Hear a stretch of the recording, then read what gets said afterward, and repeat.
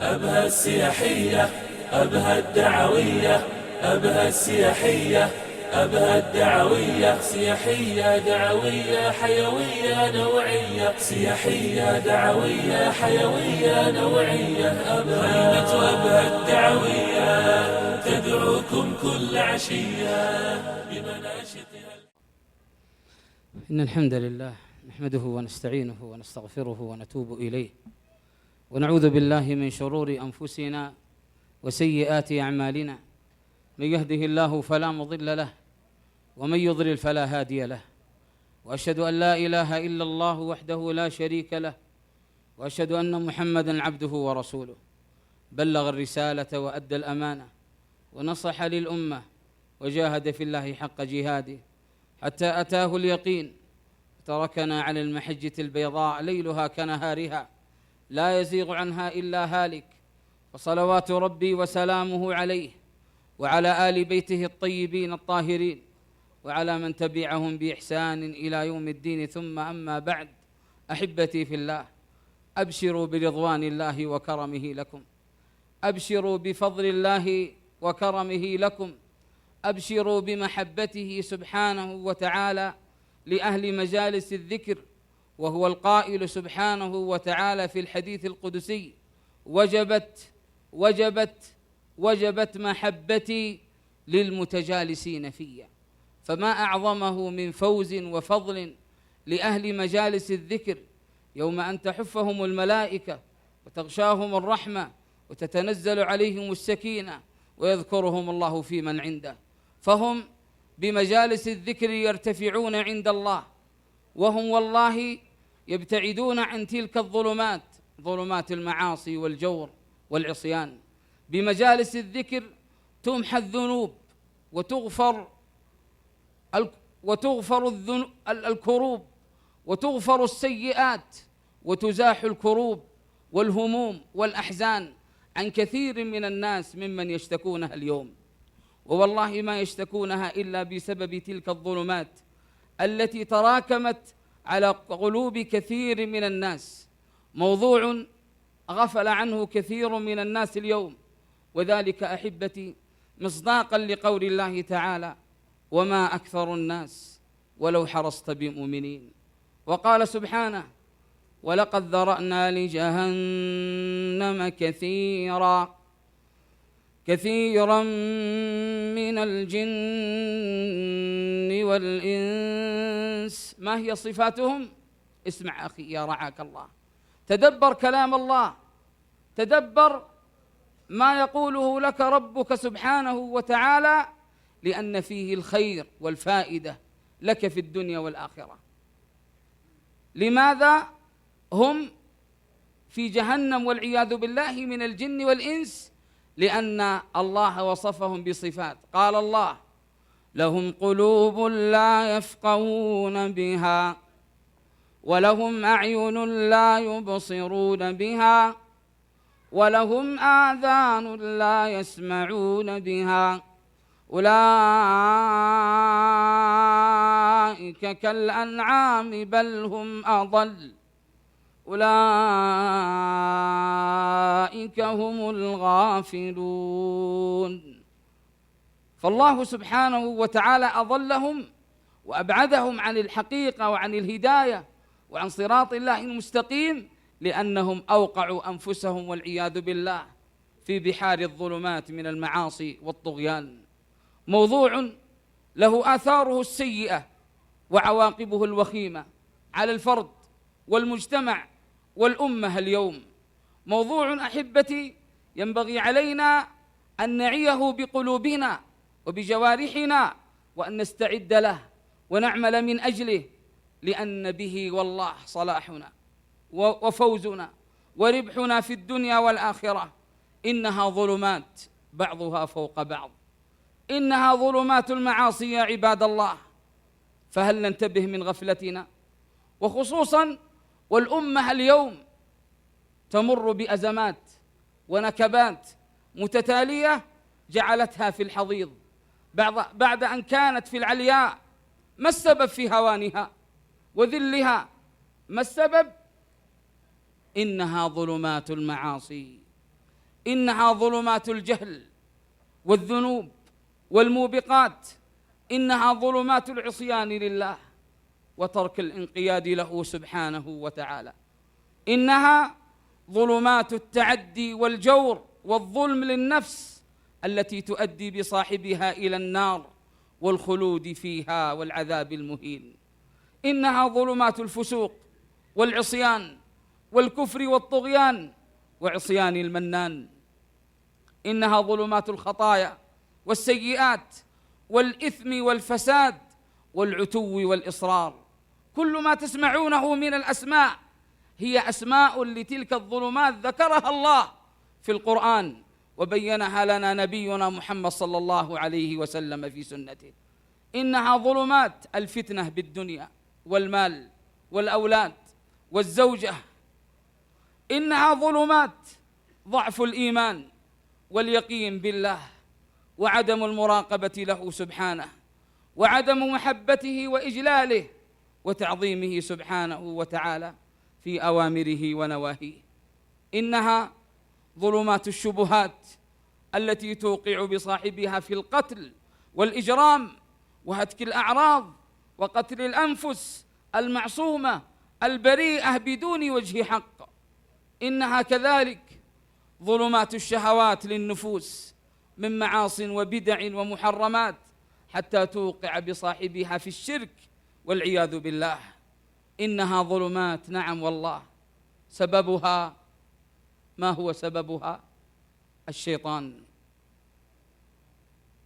إنهم شياطين الإنس والجن، قال الله: شياطين الإنس والجن يوحي بعضهم إلى بعض زخرف القول غرورا. وقال سبحانه عن الشيطان الرجيم الذي أوقع كثيرا من الناس في ظلمات المعاصي، قال الله: إن الشيطان لكم عدو فاتخذوه عدوا إنما يدعو حزبه ليكونوا من أصحاب السعير. فلنحذر من طرقه ومكره وكيده وضلاله، نعوذ بالله أحبتي من شره ونفخه ونفثه وهمزه ولمزه، كما أتى بذلك الحديث الصحيح من الصادق المصدوق رسولنا صلى الله عليه وسلم. أتعلمون كذلك سبب تلك الظلمات؟ إنها النفس الأمارة بالسوء، نفسك التي بين جنبيك عدو لك يا عبد الله. فكم أدخلت تلك النفس للإنسان الشهوات وزينت له الشبهات حتى أوقعته في بحار الظلمات. كم زينت تلك النفس النظر المحرم والكلام المحرم والسماع المحرم، فأفسدت له قلبه وعقله ولسانه وسمعه ويده، فيصبح العبد بعد ذلك غافلا ساهيا عن علام الغيوب، ويصير والعياذ بالله كاللعبة في يد الشيطان، بل كالخاتم في أصبع الشيطان يحركه كيف شاء، يدخله من ظلمة إلى أخرى فيعيش في أوحال الظلمات. إنها ظلمات، نعم، بل والله ندامات وحسرات عند الزفرات. إنها ظلمات في الدنيا وظلمات في القبر وظلمات في عرصات يوم القيامة وظلمات على جسر جهنم حتى يصل صاحب تلك الظلمات إلى النار والعياذ بالله. نعوذ بالله من النار، نعوذ بالله من النار ومن تلك الظلمات. نهارك يا مغرور سهو وغفلة، وليلك نوم والردى لك لازم، وفعلك فعل الجاهلين بربهم، وعمرك في النقصان بل أنت ظالم. فلا أنت في الأيقاظ يقظان حازم، ولا أنت في النوام ناج وسالم. تسر بما يفنى وتفرح بالمنى، كما أسر باللذات في النوم حالم. فلا تحمد الدنيا ولكن فذمها، ولا تكثر العصيان إنك ظالم. نعوذ بالله أحبتي من ظلمات المعاصي والجهل. أيها الإخوة والأخوات، إن للمعاصي والموبقات ظلمات في الدنيا، وآثارها عديدة على الفرد والمجتمع والأمة بأسرها. فالمعاصي أحبتي لها ظلمات على القلب والبدن والدين. تأمل على القلب والبدن والدين والنفس كذلك، وكذلك ظلماتها على الأمم والشعوب، وظلماتها في العمر والرزق والعلم والعمل. كل هذا بسبب ماذا؟ الذنوب والمعاصي والعياذ بالله. وكذلك من ظلمات المعاصي على القلوب، اسمع يا رعاك الله واسمعي أختي المسلمة، ظلماتها على القلوب أنها تسبب ضررا على قلوب العاصين كالسموم والمخدرات على الأبدان، فيحرم صاحب ذاك القلب نور العلم، وتعمى بصيرته وهدايته، فيصبح القلب كما شبهه النبي صلى الله عليه وسلم بقوله: مربادا كالكوز مجخيا، لا يعرف معروفا ولا ينكر منكرا إلا ما أشرب من هواه، فأصبح قلب كالبيت لا روح فيه. لماذا؟ بسبب الذنوب والمعاصي. أحبتي، إخواني وأخواتي، جلس الشافعي يوما بين يدي مالك إمام دار الهجرة يقرأ عليه، فقال له الإمام: إني، اسمع يا رعاك الله، إني أرى قد ألقى الله على قلبك نورا فلا تطفئه بظلمة المعصية. ونظر الشافعي يوما إلى كعب امرأة فأثر ذلك في حفظه، فقال: شكوت إلى وكيع سوء حفظي فأرشدني إلى ترك المعاصي، وأخبرني بأن العلم نور، ونور الله لا يؤتاه عاصي. ومن ظلمات المعاصي أحبتي على القلوب أنها توهن القلب وتضعفه، فيصبح القلب غير معظم لله، غير خائف من الله، يستخفي والعياذ بالله. إذا أراد فعل المعصية، فعل المعاصي، يستخفي من الناس ولا يستخفي من الله، لأن الله ليس له مكان في قلبه. قال الله عن ذلك: يستخفون من الناس ولا يستخفون من الله وهو معهم إذ يبيتون ما لا يرضى من القول. واسمع أخي الحبيب وأختي المسلمة لقول ابن عباس في ذلك، يقول رضي الله عنه: إن للسيئة سوادا في الوجه، وظلمة في القلب، ووهنا في البدن، ونقصا في الرزق، وبغضة في قلوب الخلق. أرأيتم ظلمات وعواقب المعاصي والعياذ بالله. ومن ظلماتها على القلوب أنها تحجبه عن الله، فيألف المعصية وتصبح تلك المعصية جزءا من حياته لا يستطيع تركها، فينسلخ قلبه ويكون أسيرا لشهواته والعياذ بالله، فيطبع الله على قلبه كما قال تعالى: كلا بل ران على قلوبهم ما كانوا يكسبون. العقوبة أحبتي: كلا إنهم عن ربهم يومئذ لمحجوبون. ومن ظلماتها على قلوب العاصين أن الذنوب عند العصاة سهلة ميسورة هينة على قلبه وعينيه ولسانه، على عكس ذلك المؤمن المتقي الخائف المراقب لله في كل صغيرة وكبيرة من أمره، كما قال ابن مسعود يشبه هذا الموقف بقوله رضي الله عنه: واسمع يا رعاك الله، اسمع للكلام النفيس جدا من ابن مسعود رضي الله عنه يقول: إن المؤمن، جعلني الله وإياكم منهم، قولوا آمين، جعلني الله وإياكم من المؤمنين الصادقين المراقبين لله، الذين إذا وقعوا في ظلمة أو في معصية رجعوا إلى الله وانطبق فيهم قوله: إن الذين اتقوا إذا مسهم طائف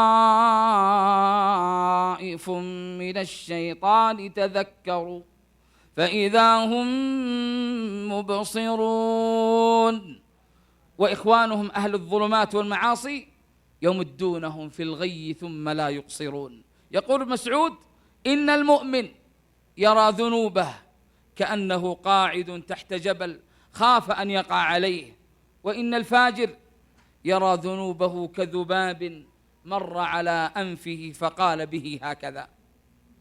نعوذ بالله.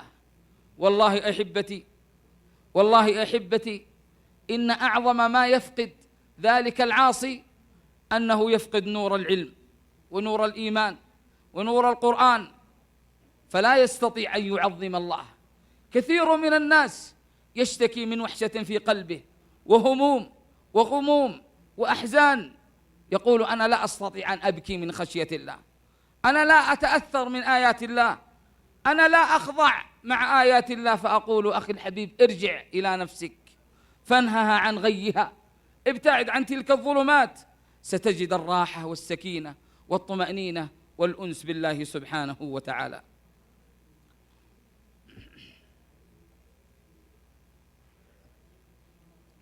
ومن ظلمات المعاصي على القلوب أنها تورث الذل في قلوب أصحابها، فيذل نفسه، وربما يبيع نفسه وعرضه وشرفه وأهله، بل ربما يبيع دينه من أجل شهوته ومن أجل شيطانه والعياذ بالله. لذلك كان من دعاء السلف أحبتي، واحفظوه، كانوا يدعون الله سبحانه وتعالى ويتضرعون إليه وهم على خير وعلى هداية وعلى بعد عن ظلمات المعاصي، يقولون: اللهم أعزني بطاعتك ولا تذلني بمعصيتك.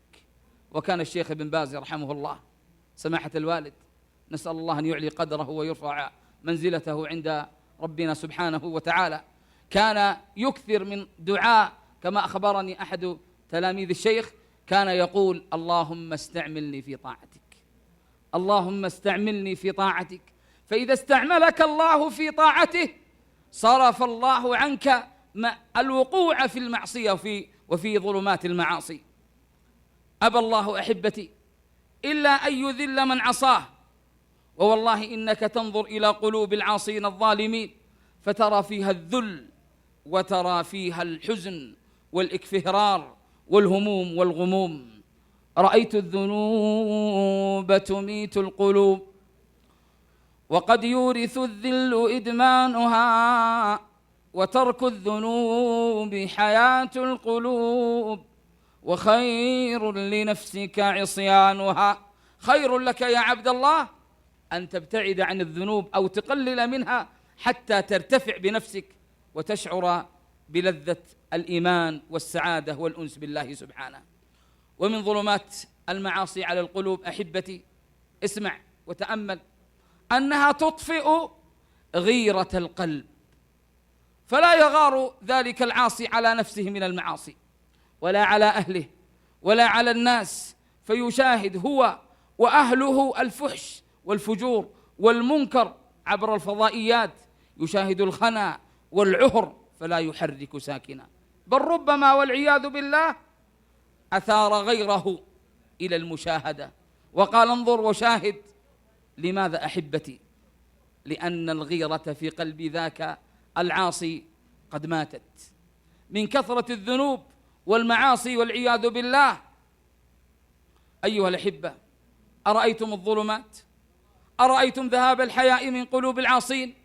وصدق رسول الله صلى الله عليه وسلم يوم أن قال: إن مما أدرك الناس من كلام النبوة الأولى إذا لم تستحي فاصنع ما شئت. فالذي يفعل الذنب أمام الناس ويجاهر به معدوم الحياء، بل ذهب الحياء من قلبه والعياذ بالله، لأن الغيرة قد ذهبت. فكم صنع الناس أحبتي من أمور وموبقات ومهلكات لا حياء فيها. كم رأى بعض الناس اليوم من محرمات أفسدت قلوبهم، بل ربما نكست قلوبهم حتى رأى الباطل حقا والحق باطلا، بل ربما انتكس على عقبيه وترك طريق الهداية والثبات والاستقامة، فاشترى الضلالة بالهدى وهو يرى أنه على الهدى والعياذ بالله. قال الله: قل هل ننبئكم بالأخسرين أعمالا الذين ضل سعيهم في الحياة الدنيا وهم يحسبون أنهم يحسنون صنعا. كم أوقع الناس إخواني وأخواتي أنفسهم في الظلمات حتى ضاقت صدورهم وكثرت همومهم وأحزانهم من عدم حصول المعصية لهم. وصدق الله يوم أن قال: ومن أعرض عن ذكري فإن له معيشة ضنكا ونحشره يوم القيامة أعمى قال رب لم حشرتني أعمى وقد كنت بصيرا قال كذلك أتتك آياتنا فنسيتها وكذلك اليوم تنسى وكذلك نجزي من أسرف ولم يؤمن بآيات ربه ولعذاب الآخرة أشد وأبقى. كم أوقع العاصين أنفسهم في الظلمات فلم يقبلوا الحق من العلماء وطلاب العلم الأتقياء فعاشوا في الظلماء، بل ربما فتنوا أنفسهم بالوقوع في فتنة المال والزوجة والولد والمعاصي والعياذ بالله، بل عاش في الضنك. قال الله: فمن يرد الله أن يهديه يشرح صدره للإسلام، أي يبعده عن ظلمات المعاصي والموبقات، ومن يرد أن يضله يجعل صدره ضيقا حرجا كأنما يصعد في السماء. كم جلبت المعاصي أحبتي لأصحابها الذم بعد المدح، فصار يسمى العاق لوالديه، يسمى الفاجر، ويسمى العاصي، ويسمى القاطع لرحمه. هل تسمونه غير ذلك؟ لا والله. ويسمى الكاذب والزاني والخائن والظالم، أسماء جلبت الذم لأصحابها بعد المدح. كم جلبت أحبتي المعاصي لأصحابها المعيشة الضنك في الحياة الدنيا وفي البرزخ بالعذاب المهين.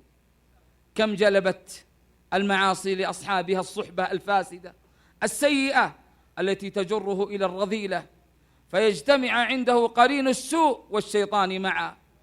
والله سبحانه وتعالى قال: ومن يعش عن ذكر الرحمن، من يبتعد عن مجالس الذكر، من يبتعد عن أماكن الطاعات والقربات، العقوبة نقيض له شيطانا فهو له قرين. وبعدين وإنهم ليصدونهم عن السبيل، هذا القرين من الجن ومن الإنس يصده عن طريق الخير وعن طريق الهداية والثبات والاستقامة. كم جلبت المعاصي أحبتي من تعسير الأمور، فيجد الأبواب مقفلة أمامه، يأتي يسأل: أنا لم أتوظف، أنا حصل لي كذا وكذا، ممحوق البركة في ماله ورزقه وولده وأهله. أقول لك أخي الحبيب: ارجع إلى نفسك، ارجع إلى نفسك وابتعد عن الظلمات. وأعظم تلك الظلمات أحبتي ضياع تعبه سدى وهباء منثورا من صلاة وصيام وعبادة، لأنه يضيعها بمعاصيه وذنوبه.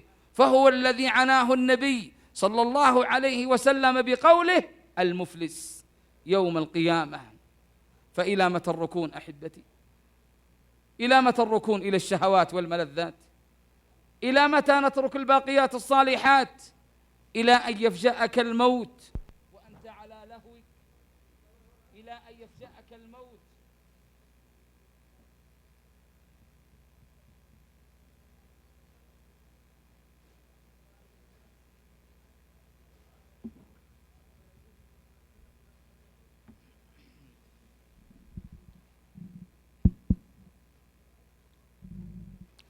إلى متى أحبتي الركون إلى الدنيا؟ إلى متى الركون إلى الشهوات والملذات؟ إلى متى نترك الباقيات الصالحات؟ إلى أن يفجأك يا عبد الله وأنت لا معاصيك وفي لهوك وغيك، فيسيء الله خاتمتك لأنك ما اتقيت الله. فتب يا عبد الله وابتعد عن المعاصي. يا نفس توبي فإن الموت قد حان، واعص الهوى فالهوى ما زال فتانا. أما ترين المنايا كيف تلقطنا لقطا وتلحق أخرانا بأولانا. في كل يوم لنا ميت نشيعه، نرى بمصرعه آثار موتانا. يا نفس ما لي وللأموال أتركها خلفي وأخرج من دنياي عريانا. أبعد 50 قد قضيتها لعبا، قد آن أن تقصري، قد آن ما بالنا نتعامى عن مصائرنا، ننسى بغفلتنا من ليس ينسانا. أين الملوك وأبناء الملوك ومن كانت تخر له الأذقان إذعانا. صاحت بهم حادثات الدهر فانقلبوا مستبدلين من الأوطان أوطانا.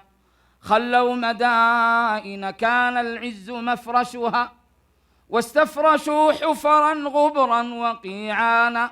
يا راكضا في ميادين الهوى مريحا، ورافلا في ثياب الغي نشوانا. مضى الزمان وولى العمر في لعب، يكفيك ما قد مضى، قد كان ما كان. أحبتي في الله، ومن ظلمات المعاصي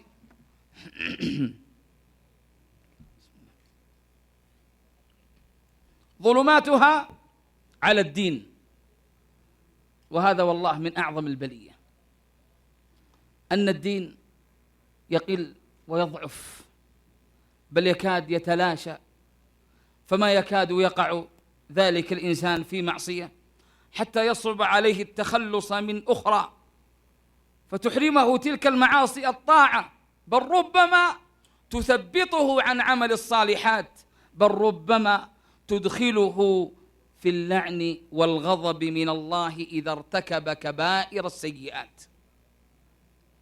بل ربما أحبتي من ظلمات المعاصي أن الله يوجب لذلك العاصي كراهيته له وعدم محبته، مع أن الله يريد له الخير، لكن الذي أوقع نفسه في ذلك هو ذلك العاصي. قال الله: إن الله لا يحب كل كفار أثيم. وقال سبحانه: إن الله لا يحب من كان خوانا أثيما.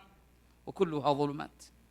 ومن ظلمات المعاصي ظلماتها على البدن، فإذا ضاع قلب الإنسان الذي هو محط نظر الله والذي هو مدار حياته وصلاحه، ثم ضاع دينه الذي هو أعظم شيء عند الإنسان، استحق هذا العبد العاصي العقوبات الشرعية كالحدود والكفارات والتعزيرات. واسمع يا رعاك الله، وتدبروا معي كتاب الله، تدبروا معي هذه الآية. والله الذي لا إله غيره، إذا تدبرناها بقلوبنا وعملنا بها ووقفنا عند وعده ووعيده وتخويفه وتهديده سبحانه وتعالى، والله ما اجترأنا يوما على معصيته سبحانه، وهو الذي يحذرنا من عقابه ومن عذابه، وهو القائل سبحانه: واسمع يا رعاك الله، قال سبحانه: فليحذر الذين يخالفون عن أمره. أي مخالفة؟ وقوع في العصيان بأنواعها وألوانها وأشكالها. فالله يقول: فليحذر الذين يخالفون عن أمره أن تصيبهم فتنة في الدنيا أو يصيبهم عذاب أليم. فالذي يخالف أمر الله ويترك الأوامر ويفعل النواهي فهو قد يصاب بالفتنة. قال أهل التفسير وأهل العلم في الفتنة: إما أن يصاب بالشك أو بالحيرة أو بالتردد أو سوء الظن بالله والعياذ بالله، أو الخروج عن الإيمان وعن الهداية وعن طريق الإسلام. إن لم يصب بذلك فليصب بالتعزيرات والحدود والسجن وغيرها. إن لم يصب بذلك فسيكون العذاب الأليم إن لم يتب في آخر حياته ويتوب الله سبحانه وتعالى عليه. هذه هي أحبتي عقوبة من أوقع نفسه في ظلمات المعاصي، أنه يصاب بفتنة في الدنيا وعذاب أليم في الآخرة. وكم نسمع أحبتي من القصص المؤلمة التي والله يندى لها الجبين لأناس وقعوا في المحرمات، حتى وقعوا في الحدود والتعزيرات، فهم الآن بين غياهب السجون. نعم والله، هل ينفعهم ندمهم؟ هل تنفعهم دموعهم؟ كلا والله أحبتي زرت قبل 3 سنوات سجن الحائر في الرياض في عنبر 18 و19، أفضل العنابر، وتسمى العنابر المثالية لأنهم يختارون أفضل السجناء عندهم ويضعونهم في عنبر 18 و19. دخلت عليهم وجلست معهم ساعة كاملة. والله يا أحبتي رأيت عجب، ما إن حدثتهم وبدأت بالحديث معهم وهم من أوقع نفسه في الظلمات، وهو الذي أوقع نفسه بجرها إلى السجن، إلا وأرى وجوه نيرة، وجوه مشرقة، دموع تسيل على خدودهم ندما وحسرة على وجودهم. وسألتهم سؤالا فقلت: أحبتي، هل تتمنون الخروج من هذا المكان؟ قالوا: لا والله ما نتمنى يا شيخ، والله وجدنا هنا الأنس بالله وقيام الليل والذكر، وربما لو خرجنا جرتنا شياطين الإنس والجن. فأحبتي قصص مؤلمة فيها أناس وقعوا في المعاصي فوقعوا في الحدود والتعزيرات، فلا ينفعهم والله ندمهم، إلا من صحح المسار والطريق إلى الله وعاد بعد سجنه وعاد بعد العقوبة التي حصلت عليه إلى الله. مثل ذاك الشاب الذي اتصل علي قبل سنة من الآن، اتصل علي وأنا في مسجد رسول الله صلى الله عليه وسلم بين المغرب والعشاء، قال: يا شيخ، والله أتيت إليك من الرياض من سفر بعيد، أذكر لك قصتي المؤلمة الحزينة، أريدك أن ترد علي. فرديت عليه واستقبلته وجلسنا في مسجد النبي صلى الله عليه وسلم بين المغرب والعشاء. حكى لي تلك الظلمات التي وقع فيها ذلك الشاب، ظلمات بعضها فوق بعض. ما إن استمعت إلى قصته إلا وجدت أن الشاب كان مؤمنا بالله في بداية حياته، حافظا للقرآن على هداية من أسرة طيبة، لكن جلساء السوء جروه إلى الظلمات، من ظلمة إلى أخرى، من دخان إلى خمور ومخدرات إلى زنا وعهر وضياع للصلوات، فحصل ما لم يكن في الحسبان. القصة طويلة. يقول الشاب وأنا أختصرها، يقول: بعدما من الله عليه بالهداية ونور الإيمان والله يشع من وجهه، يقول: يا شيخ، مشيت يوما قبل أن أتوب وقبل أن أعود إليه أنا وصاحبي من الشرقية من الدمام إلى الرياض لانتظار فريسة في الرياض لنا، وكنا نتمنى ونزعم أننا كذا وكذا ونحقق الآمال، لكن قضاء الله وقدره كان لنا بالمرصاد. يقول بينما صاحبي يسوق السيارة وهو يقلب الجوال وفيه من الصور العاهرة الفاسدة الكثيرة له في مغامراته السيئة، يقلب يقول فجأة انحرفت السيارة بنا وكان بسرعة 180 كيلو متر. يقول ما صحيت إلا بعد 4 أيام وأنا في المستشفى. سألت عن صاحبي لم يخبروني، أخبروني بعد يومين وقالوا توفي. أخبر وأذكر صاحبي أنه كان يقلب ذلك الجوال، مات أحبتي، مات على سوء خاتمة، مات وهو يقلب هذه الصور المخزية التي فيها الندامة والحسرة عليه يوم القيامة. أما أنا يقول يا شيخ تبت إلى الله بعدما علمت بموت صاحبي ورجعت لسابق عهدي، وأنا الآن تائب منيب إلى الله، وأريدك أن تذكر قصتي هذه إلى الناس حتى تكون عظة وعبرة، وهي قصة حقيقية ليست من نسي الخيال. وأقول أخي الحبيب، أخي الشاب، أختي المؤمنة، اسمع لابن الجوزي وهو ينادي أصحاب الظلمات والمعاصي والموبقات، يقول لهم بلسان الشفقة، يقول لهم يا أيها المغرور بإقباله، المفتون بكواذب آماله، الذي غاب عن الصواب وهو في فعله كذاب، يا بطال إلى كم تؤخر التوبة وما أنت في التأخير بمعذور؟ إلى متى يقال عنك مفتون ومغرور؟ يا مسكين قد انقضت أشهر الخير وأنت تعد الشهور، أترى مقبول أنت أم مطرود؟ أترى مواصل أنت أم مهجور؟ أترى تركب النجب غدا أم أنت على وجهك مجرور؟ أترى من أهل الجحيم أنت أم من أرباب النعيم والقصور؟ فاز والله المخفون الذين ابتعدوا عن الظلمات، وخسر هنالك المبطلون، ألا إلى الله تصير الأمور. وأقول لك أخي الحبيب، ما لي أراك على الذنوب مواظبا، أأخذت من سوء الحساب أمانا، لا تغفلن كأن يومك قد أتى، ولعل عمرك قد دنا أو حان.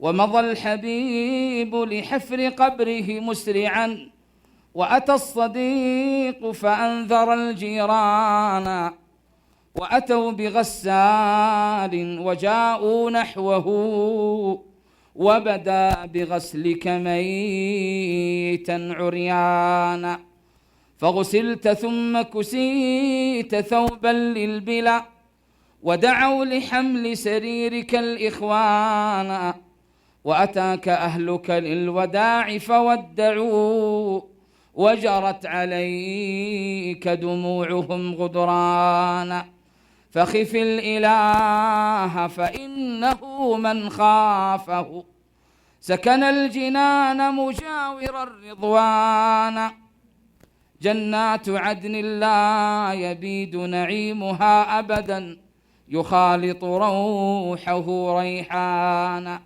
ولمن عصى نار يقال لها لظى، تشوي الوجوه وتحرق الأبدان، نبكي وحق لنا البكاء يا قومنا، كي لا يؤاخذنا بما قد كان.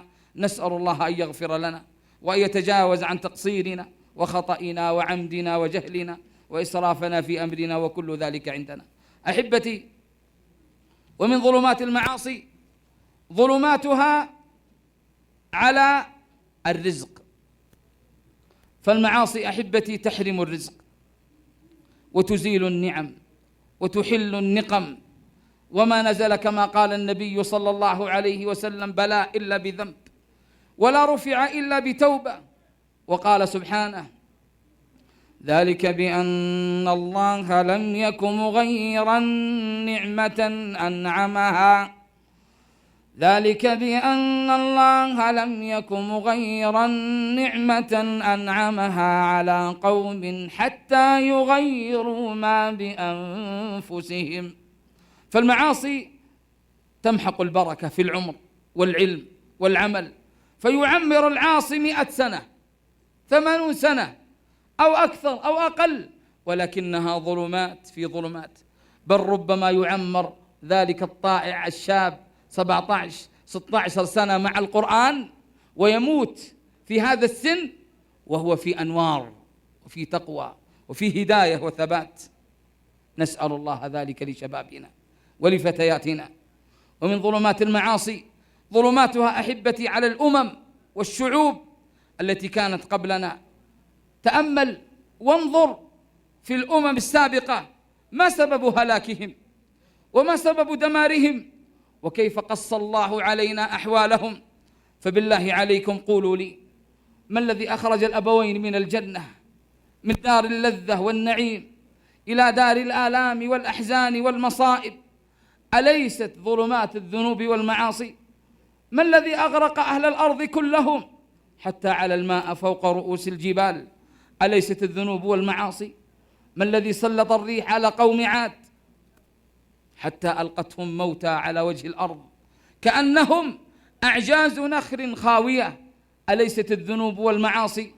ما الذي أرسل على قوم ثمود الصيحة حتى قطعت قلوبهم في أجوافهم وماتوا عن أخراهم؟ أليست الذنوب والمعاصي؟ وما الذي رفع قرى اللوطية حتى سمع الملائكة نبيح كلابهم ثم قلبها عليهم رأسا على عقب؟ أليست الذنوب والمعاصي؟ وما الذي أغرق فرعون وقومه وجيشه في البحر وأهلك قارون فخسف به وبداره الأرض؟ أليست الذنوب والمعاصي يا عباد الله؟ قال الله: وإذ تأذن ربكم لئن شكرتم لأزيدنكم ولئن كفرتم إن عذابي لشديد. إذن الواجب علينا أحبتي أن نشكر الله على نعمه، أن نشكر الله على نعمة الإيمان والأمن والأمان الذي نعيشه، أن نبتعد عن الظلمات للمعاصي. فربك والله رحيم، ربك غفور رحيم، يريد منك أن تتوجه إليه وأن تتضرع بين يديه وأن تدعوه، وأنت المذنب المقصر، أنت الذليل، أنت الخاضع لربك مهما بلغت في الصالحات فأنت مذنب. انطرح في ظلمة الليل بين يدي الله وقل له: يا رب هذا الكون يا الله، من ذا دعاك فما استجبت دعاه، اليوم جئتك حاملا لخطيئتي، فاغفر لعبد ما جنته يداه. ووقفت في الليل البهيم مناديا: الله يا الله يا الله، إن كنت ممن سار خلف جهالة فالعفو عندك لا يحيد مداه. يا ويلتي والذنب أثقل عاتقي، فبأي وجه في غد ألقاه، إني بسطت يدي إليك تضرعا، أواه مما قد جنت أواه. يا نفس ما هذه بدار إقامة، فحذار ممن همه دنياه، فاقبل إلهي توبة من تائب، فاقبل إلهي توبة من تائب، واجعل كتاب الحق في يمناه.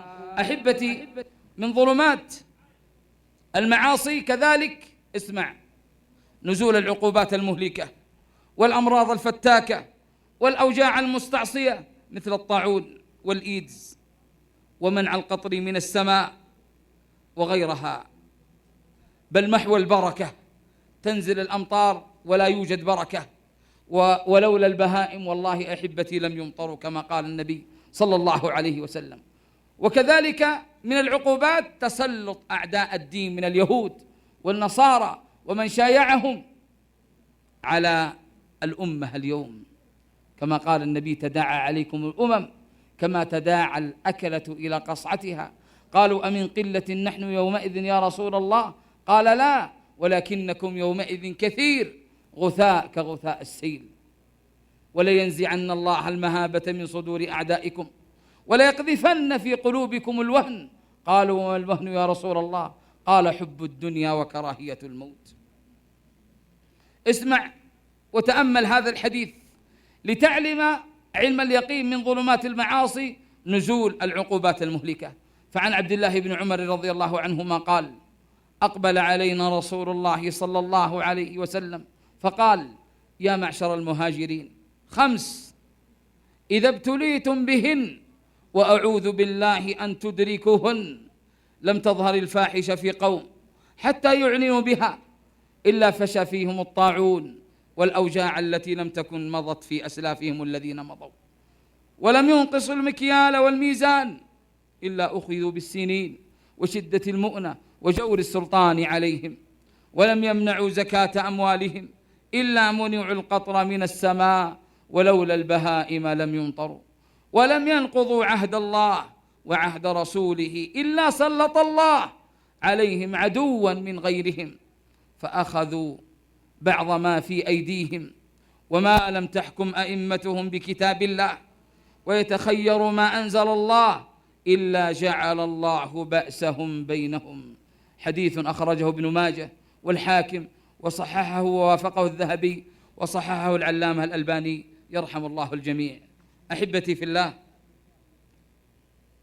إذا أردت أخي وأختي الطريق إلى الهداية وإلى الثبات وإلى الاستقامة وإلى البعد عن الذنوب والمعاصي وتكون بإذن الله من الفائزين ومن المثقلين وممن يأخذ كتابه بيمينه لا بشماله، نسأل الله ذلك من فضله. فلا يغرنك الهوى والشيطان وجلس السوء، فهم والله قطاع طرق يقطعونك عن الله، نعم يقطعونك عن الخيرات فاحذرهم. لا يعرقلون سيرك إلى الله، هم أعداؤك وأنت لا تدري، فكن منهم على حذر. فأول أولئك الأعداء الشيطان الرجيم، لا يريدك والله أن تسلك طريق الهداية، يريدك دائما أن تعيش في الظلمات والمعاصي. فهو الذي أخرج أبوك آدم وأمك حواء من الجنة بعد أن أقسم عليهم أنه لهما من الناصحين، فأغواهما وأخرجهما وندما وتابا، فكن مثلهما، كن مشابها لأبيك آدم وأمك حواء. إذا غرك الشيطان وأوقعك في الظلمة وفي المعاصي فاندم وعد إلى الله، فربك غفور رحيم.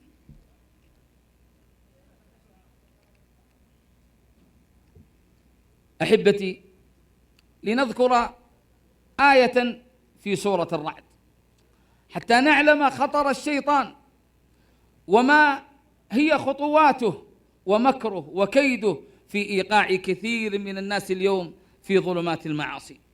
قال الله سبحانه وتعالى عن الشيطان، وهذه الآية هي من باب الإيمان بالغيب الذي أخبر الله سبحانه وتعالى به في الدنيا وسيحصل يوم القيامة. فالله سبحانه أخبرنا بشيء سيحصل يوم القيامة في القرآن. لماذا؟ لنحذر ولنتعظ ولنعتبر حتى لا يرفع الشيطان خطبته المشهورة علينا فيقول: أنتم الذين أوقعتم أنفسكم في النار.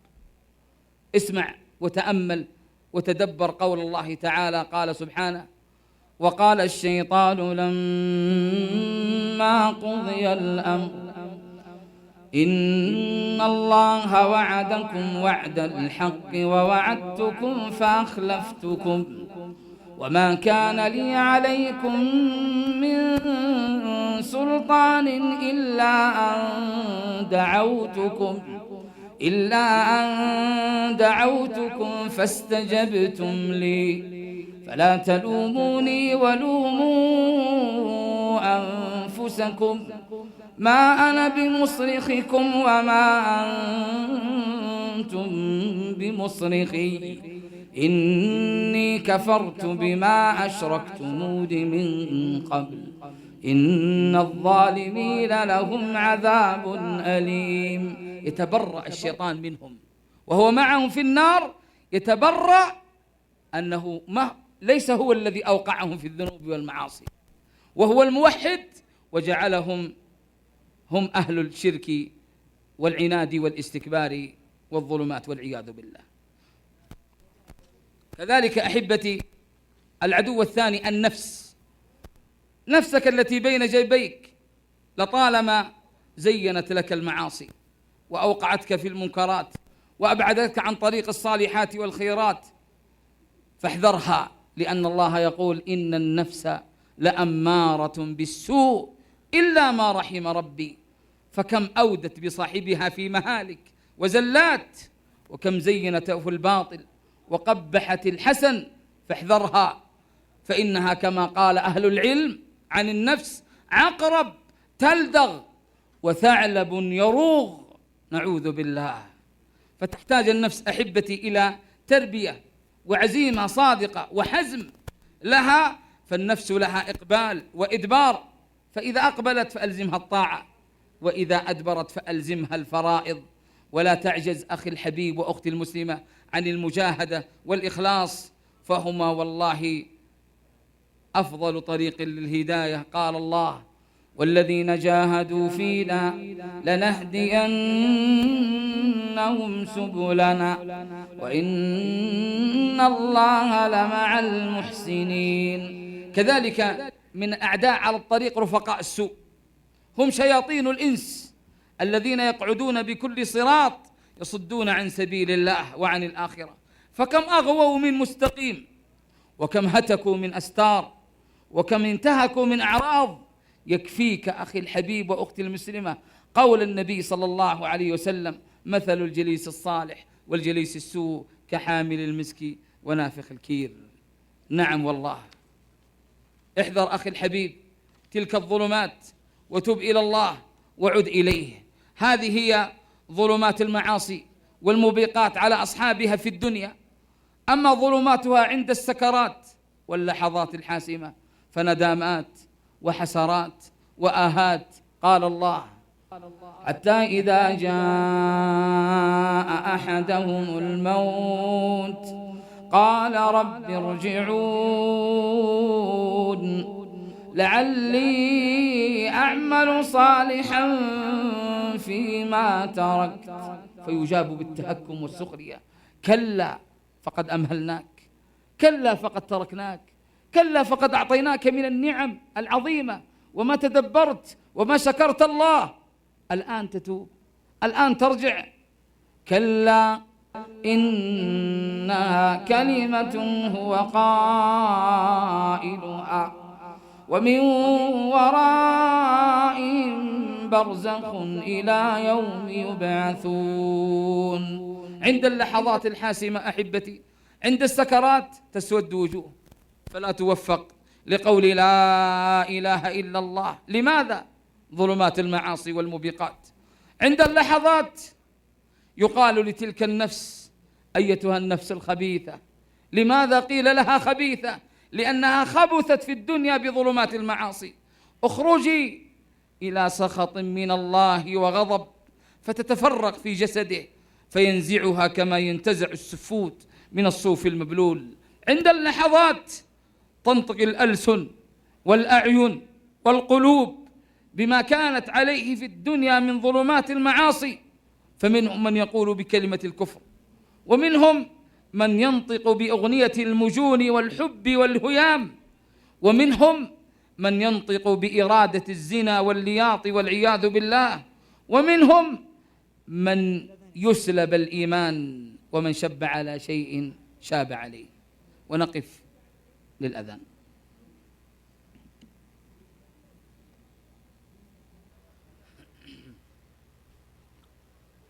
الحمد لله، الصلاة والسلام على رسول الله وعلى آله وصحبه ومن والاه تبع هديه إلى يوم الدين. ثم أما بعد، عند اللحظات والسكرات أحبتي تنطق الألسن والأعين والقلوب بما كانت عليه في الدنيا من ظلمات المعاصي، فمنهم من ينطق بكلمة الكفر، ومنهم بأغنية المجون والحب والهيام والعياذ بالله، ومنهم بإرادة الزنا واللواط، ومنهم من يسلب الإيمان. فنسأل الله أن يحسن خاتمتنا، نسأل الله أن يحسن خاتمتنا جميعا. هذه هي أحبتي ظلمات المعاصي عند السكرات. فما هي ظلماتها في القبر؟ فعندما يوضع في قبره يسأل 3 أسئلة سهلة جدا: من ربك؟ ما دينك؟ من نبيك؟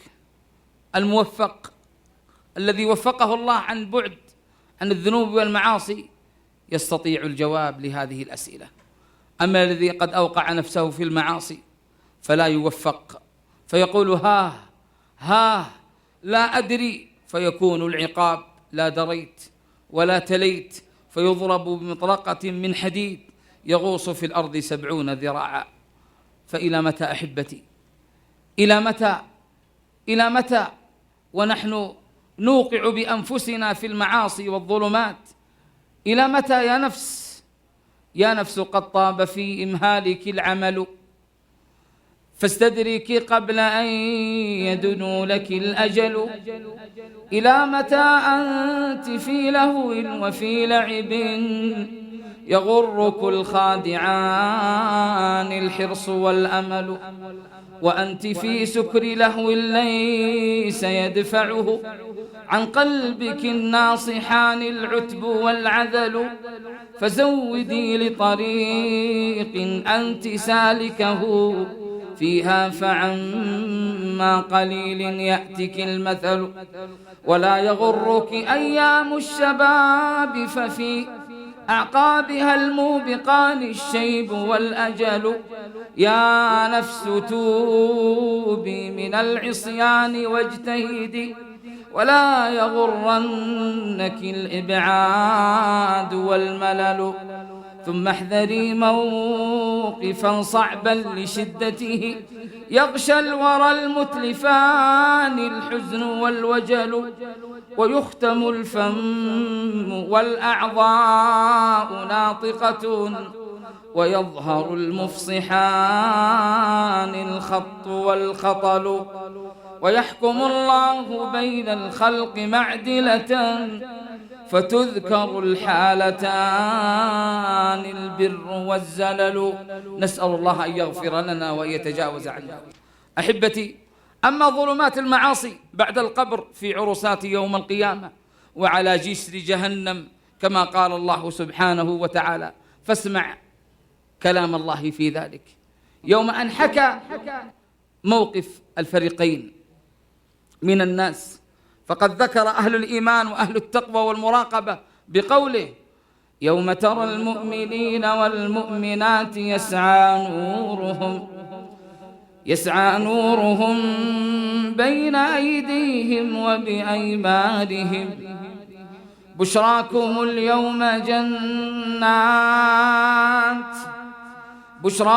اليوم جنات تجري من تحتها الأنهار خالدين فيها، ذلك هو الفوز العظيم. نسأل الله أن نكون منهم. أما حال من أوقع نفسه في النفاق وظلمة العصيان والعناد والاستكبار، فاسمع ماذا يقول الله عنهم: يوم يقول المنافقون والمنافقات للذين آمنوا انظرونا نقتبس من نوركم، فيجابون بالتهكم والسخرية، قيل ارجعوا وراءكم فالتمسوا نورا، فضرب بينهم بسور له باب باطنه فيه الرحمة وظاهره من قبله العذاب، ينادونهم ألم نكن معكم قالوا بلى ولكنكم فتنتم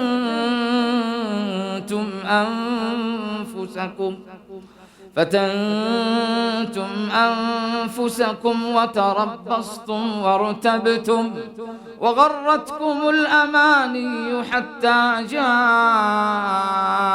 أمر الله وغركم بالله الغرور. فاليوم لا يؤخذ منكم فدية ولا من الذين كفروا، مأواكم النار هي مولاكم وبئس المصير. أحبتي، تدبر كلام الله، اقرأه صباح مساء، والله تجد فيه راحة وسكينة وأنس وطمأنينة. ألا بذكر الله تطمئن القلوب. أما آن الرجوع، أما آن الاستغفار، أما آن الإقلاع عن الذنوب والأوزار.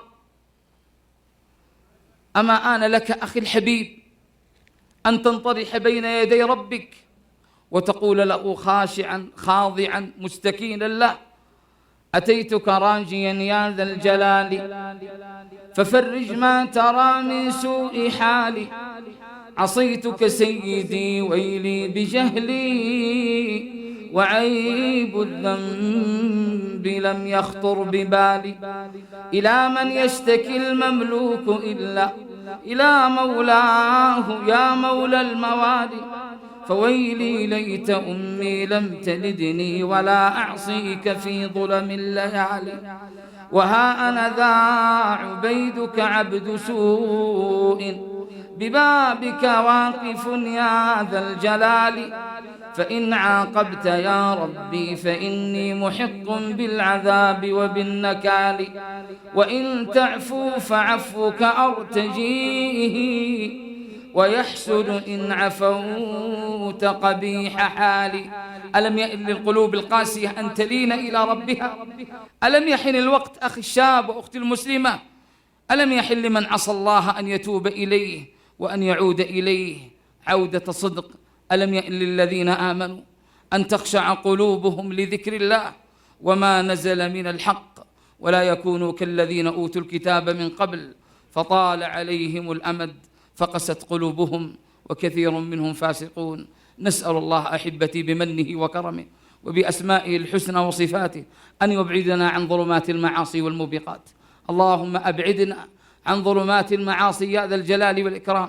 اللهم استعملنا في طاعتك، اللهم استعملنا في طاعتك، اللهم استعملنا في طاعتك، اللهم استعملنا في طاعتك. اللهم اجعل أعمالنا خالصة لوجهك. اللهم إنا نعوذ بك أن نشرك بك شيئا ونحن نعلم ونستغفرك لما لا نعلم. اللهم حبب إلينا الإيمان وزينه في قلوبنا وكره إلينا الكفر والفسوق والعصيان، واجعلنا من الراشدين، واجعلنا هداة مهتدين غير ضالين ولا مضلين. اللهم لا تدع في مقامنا هذا ذنبا إلا غفرته، ولا هما إلا فرجته، ولا دينا إلا قضيته، ولا مريضا إلا شفيته، ولا ميتا إلا رحمته، ولا حاجة من حوائج الدنيا والآخرة هي لك رضا ولنا فيها صلاح إلا أعنتنا على قضائها ويسرتها لنا برحمتك يا أرحم الراحمين. اللهم يا ذا الجلال والإكرام، يا حي يا قيوم، نسألك حسن الخاتمة. اللهم إنا نسألك أن تحيينا على لا إله إلا الله، وأن تميتنا على لا إله إلا الله، وأن تحشرنا يوم القيامة مع النبيين والصديقين والشهداء والصالحين، وحسن أولئك رفيقا. اللهم أعز الإسلام والمسلمين، وأذل الشرك والمشركين، ودمر أعداءك أعداء الدين، واجعل هذا البلد آمنا مطمئنا وسائر بلاد المسلمين. اللهم من أرادنا وأراد ديارنا ومقدساتنا بسوء، وأراد بشبابنا فتنة، وأراد بنسائنا تبرجا وسفورا، اللهم فاجعل كيده في نحره، واجعل تدبيره تدميرا عليه يا سميع الدعاء. اللهم انصر إخواننا المسلمين في كل مكان. اللهم إنك تعلم ما حل بهم من اللأواء والجهد والضنك ما لا يعلمه إلا أنت. اللهم فالطف بحالهم. اللهم إنهم جياع فأطعمهم، اللهم إنهم جياع فأطعمهم، ومظلومون فانتصر لهم، ومظلومون فانتصر لهم. اللهم انصرهم على عدوك وعدوهم. اللهم انصر من نصر الدين، واخذل من خذل الإسلام والمسلمين. اللهم انصر دينك وكتابك وسنة نبيك وعبادك الموحدين. سبحان ربك رب العزة عما يصفون، وسلام على المرسلين، والحمد لله رب العالمين. وهذا سائل يقول: بعض الناس يا شيخ لا يعرف للعلماء مكانتهم وقدرهم، نريد منك تبين مكانتهم. أنا أريد أن أبين مكانتهم، يكفيهم والله شرفا أحبتي أن الله أعلى منزلتهم وأعلى قدرهم ورفع ذكرهم عنده سبحانه وتعالى. قال سبحانه: إنما يخشى الله من عباده العلماء، إنما يخشى الله من عباده العلماء. وقد قرن الله حق العلماء بحقه سبحانه في سورة آل عمران: والمستغفرين بالأسحار، فقال: شهد الله أنه لا إله إلا هو وأولو العلم قائما بالقسط لا إله إلا هو العزيز الحكيم. فمن ينتقصهم ومن يقلل من قدرهم ومن يسبهم أو يحاول أن ينتقصهم فقد أخطأ، فعليه التوبة وعليه الرجوع إلى الله وعليه التوبة والاستغفار.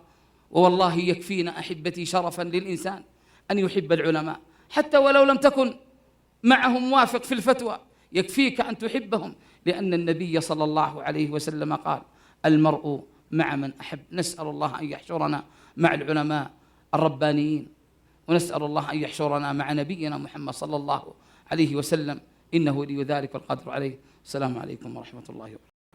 أبها السياحية، أبها الدعوية، أبها السياحية، أبها الدعوية، سياحية دعوية حيوية نوعية، سياحية دعوية حيوية نوعية. خيمة أبها الدعوية تدعوكم كل عشية بمناشطها الحيوية وبرامجها النوعية.